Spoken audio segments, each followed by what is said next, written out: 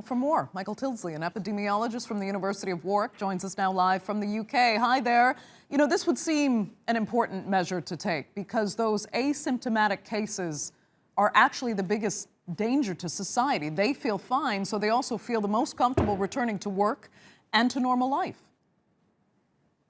Yeah, and this has actually been one of the really big unknowns when we're trying to predict where we are in the course of the epidemic in, any country in the world. So this new information coming out of China could be hugely informative, not just with regards to how the disease might be spreading in China, but also could have implications in other countries around the world regarding how many people may be in the population, but may have only mild symptoms or may have no symptoms at all.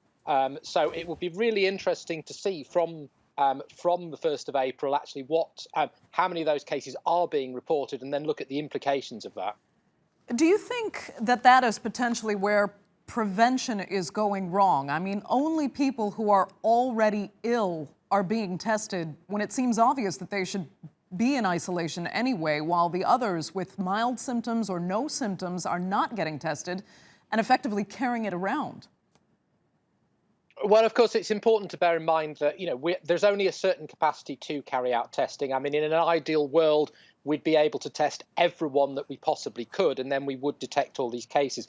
Because capacities are lower, it is understandably being targeted at those with more severe symptoms, which is how it should be. There's a real drive, though, to try and increase testing for exactly that reason. I mean, you make a good point. There is still some uncertainty regarding how transmissible people are with asymptomatic infection. But if they are transmissible on some level and are going about their daily lives as normal in some countries, then they could absolutely have impact upon spreading the disease. Right. I mean, it makes you ask, if there are not enough tests, maybe the priority should be on the people who are more exposed to others rather than the people who are already ill and self-isolating or staying in hospitals.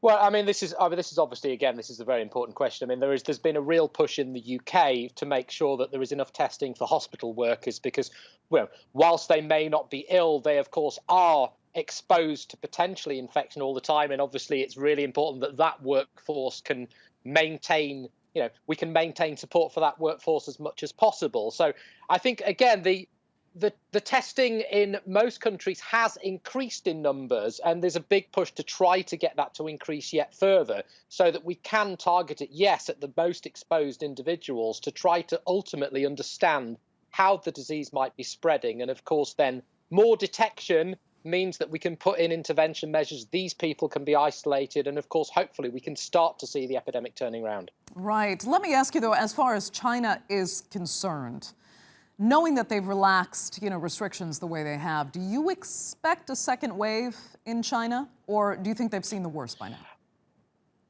Well, I think it's certainly possible because, of course, what we have to remember is even whilst there are not cases at a particularly large level being reported of spread within China, the figures that are coming out seem to imply that the vast majority of their cases have been as a result of importation into the country.